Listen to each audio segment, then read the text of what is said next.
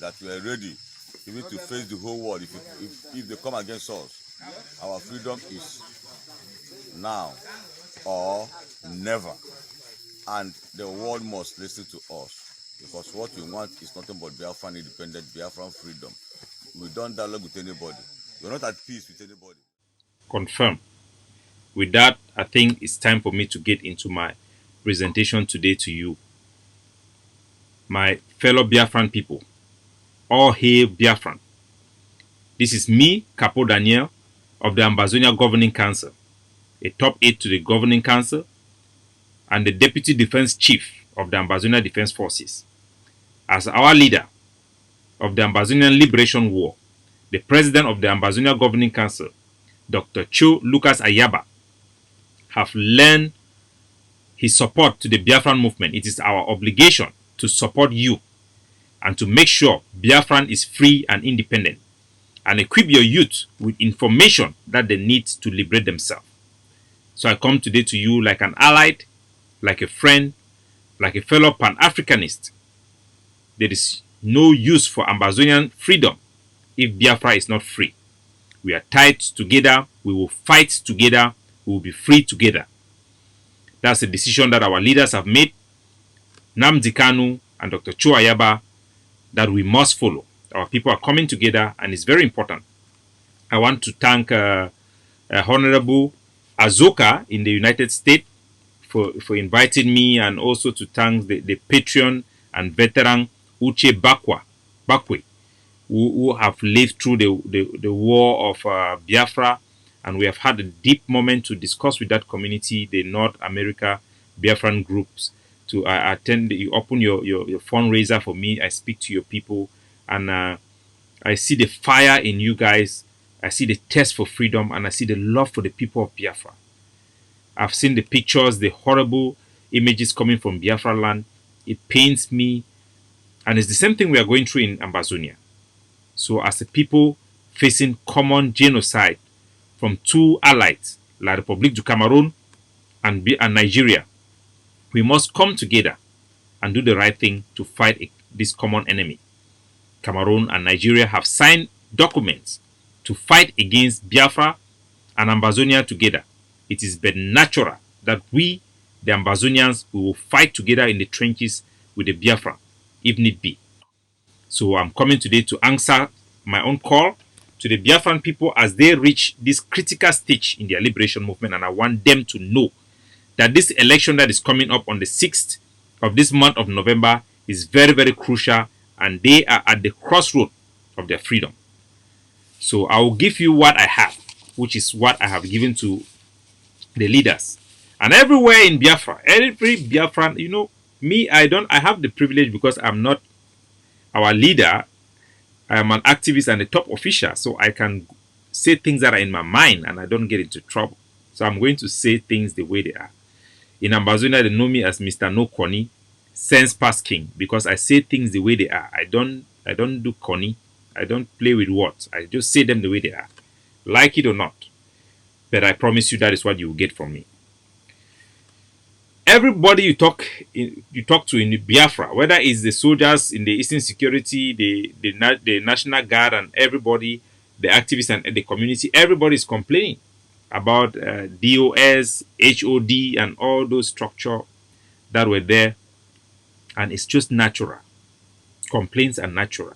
But you must come together to do the right thing. You must come together to do the right thing. Collaborate and do the right thing. To that, I want to say this, which is what I said to the Northern American Biafran group. There is something very important every Biafran have to know.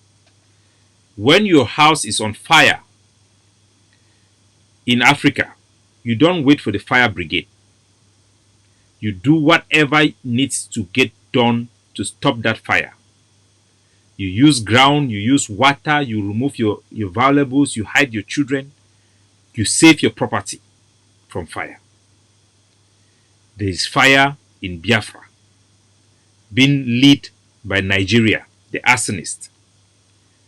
The DOS and the HOD should be seen like firemen. Their job is to stop that fire. But you, as an individual citizen of Biafra, it is your primary responsibility to do what it needs to get done to stop that fire. Do not wait for nobody. Biafran must be liberated. Biafran should be liberated block by block, neighborhood by neighborhood, LGA by LGA. You must do what it takes, what only you can do for Biafra to be liberated. Ladies and gentlemen, welcome to this podcast, as Biafran people will call it, but this is a presentation I'm giving you. The first thing all Biafran have to understand is the whole political philosophy of a state, so that you understand your position, where you are in your liberation and where you are heading to, and take this advice from us Ambazonians.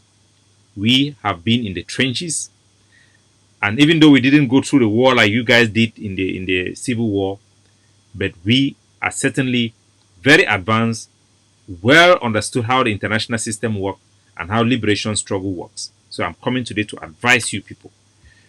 You must know the political philosophy of a state and the whole issue about legitimacy. The government of Nigeria have the semblance of legitimacy and moral right now in the eyes of the international community. So they can pretend that they are doing law and order, they want to bring law, they are fighting whatever names they choose to call you, because they have that semblance of legitimacy and moral authority over you. And where does that authority comes? Because with authority comes power. Then they can use the power they are using on you.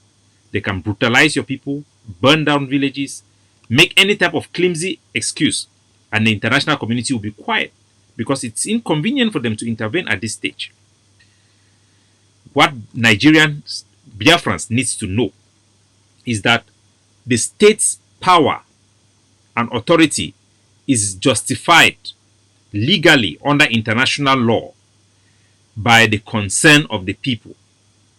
That means the governor, the minister, the senator, the president, all of them have power over you and authority over you. That power is given to them by you through democratic processes, through elections. So elections are very important, because when you vote, it's not just voting. When election takes place, even there are 100 people and you decide to boycott, one person vote, it will be considered as an election and they have elected somebody. So you have to understand this political philosophy. The problem you have, the pain that pains the Biafran people today is the Nigerian government and its military, the misuse of its power and the military to destroy Biafra. You have to stop it. For you to stop that power that the Nigerian government have over you, you have to delegitimize that government. You have to withdraw your concern so that the government of Nigeria do not have any authority over you. So this election is very important, that you not attend to the election, but you make sure that this election do not hold in Biafra land. You have to do whatever it takes. The Eastern Security Network, the Biafra National Guard cannot do it alone. You must do it block by block, neighborhood by neighborhood. Every neighborhood, let every youth knows that it depends on you. Fight this liberation of Biafra like the liberation of the whole Biafra depend on you alone. And those in the diaspora that you are privileged to be in a free war, you have to speak for the people on the ground. You have to empower them, buy them what it takes for them to defend themselves and to stop this election. Rally boys, give them incentive to fight and defend for your right. I know Nnamdi Kanu, he has set the stage. He is the savior of Biafra. For once in the lifetime of Biafran history, there is one person who is capable of bringing together what we call the Biafran uprising. The spirit of Biafran is ripe. From all indication and from all the intelligence we are getting from Aso Rock, there are just two people in the Aso Rock. There is one group of politicians in the Aso Rock that thinks that Nnamdi Kanu should be killed. They should kill him. They have done it before. They did it to Obiola. They also did it to Ken Sarawewa. They have done it to many of them. There are people who want to kill Nnamdi Kanu and get away and just forget about the whole thing and kill everybody they can kill and subjugate the rest. There is another group of people in Aso Rock who wants to use Nnamdi Kanu in incarceration to suppress and calm down the Biafran people. Because this reasonable group of people, they are afraid of international reaction if the Biafran people agitate. They are afraid that Biafran people can defeat Nigeria because Biafran have the ingredients now to defeat Nigeria. There is no group of people in the Aso Rock that is even thinking or imagining any scenario where they can release Nnamdi Kanu. You have to know that. I'm here to tell you the truth. As much as we pray for our leader, Mazi Nnamdi Kanu, to be set free, we have to know that there is no incentive for Nigeria to release him. The more you go and you debate in court, you make argument, you just validate the system. They want you to come and beg them. They want you to come and argue in that court. But remember, the whole Nigeria setup is meant to kill the aspiration of the Biafran people, to keep you down. The court in Nigeria itself is built on the Nigerian sovereignty that has claimed Biafra without the consent of the Biafran people against international law. So do not expect water to come from stone. That law, Nnamdi Kanu was not arrested because of the law. The law was not used to arrest him, and don't think the law will be used to release him. The only way you have to know Nnamdi Kanu is Biafra. His incarceration represents the incarceration of all, is it 80 million or 64 million Biafran people? All of you are in jail with him. Whether you are in the diaspora, now you know they can pick him up in Kenya. So are you. They can pick you up anywhere. They can do whatever you have. Even if you live in freedom, Biafran is in chains and you are in chains. You have to see the incarceration of Nnamdi Kanu as a reflection of what Biafrans are today. And you have to fight it, and break that chain. You have to know where that chain is for you to break it, for you to set yourself loose. And you know, as I tell you, the problem is the Nigerian government. That is the tool that have its nail on the neck of the Biafran people. And you need to fight it. You need to delegitimize it for you to be free. You have to understand that politics is all about interest. Politics is all about interest. What is the interest of this Nigeria puppet government over Biafra? Of course, they are there to facilitate the exploitation of petroleum from the Delta region and other resources from the Biafra.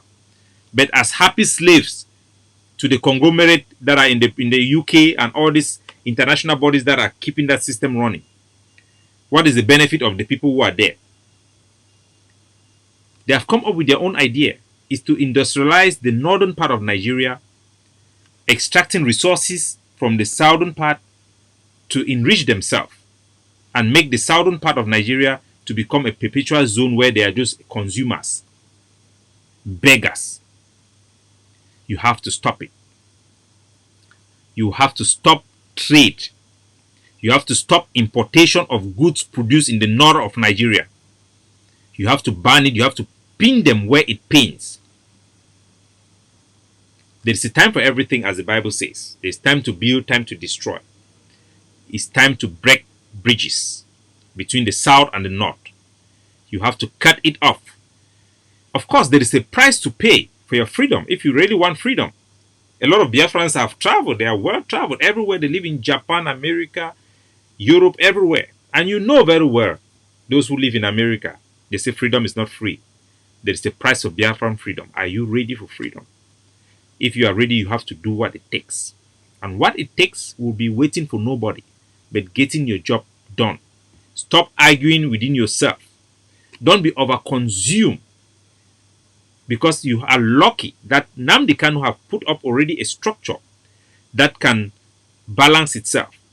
But make no mistake what the structure is. Whether it is the DOS, is the HOD, like I tell you, they are all firefighters. Their job is to quench the fire. But remember, how did Nnamdi Kanu successfully mobilize the Biafran people to the stage where they are today. The first time in their history, every corner in Biafra, everybody wants freedom. How did he do that? He did it by talking, appealing, inspiring. That is what he did. So for you to replicate what he did, you need to empower the people that can do what he was doing. And the only person I can see is Simon, Mazi Simon. The guy have his own way of doing things. You may not like him, but you don't need to like anybody to support him. And what the DOS and the HOS are supposed to be doing are supposed to be empowering this man like they were empowering Nnamdi Kanu. They should not try to lead. It's not my place to say that, but I'm just saying it the way I see it, because I'm obliged. If I have to help you, I have to help you the way I can help you. And this is my advice to you people. Focus on the action on the ground. Make sure that the message is sent to everybody in Biafra who dare to help Nigeria organize this election. That is not going to be like that. You know what I mean? You have to send them a message. You have to break the egg. You have to break the egg. If you have to eat omelette, you have to break the egg. Freedom have a price. And the people of Biafra, you have to get to a stage where you come from agitation to freedom. You have to stop debating within the context of Nigeria, because the whole context of Nigeria was designed to keep you in prison.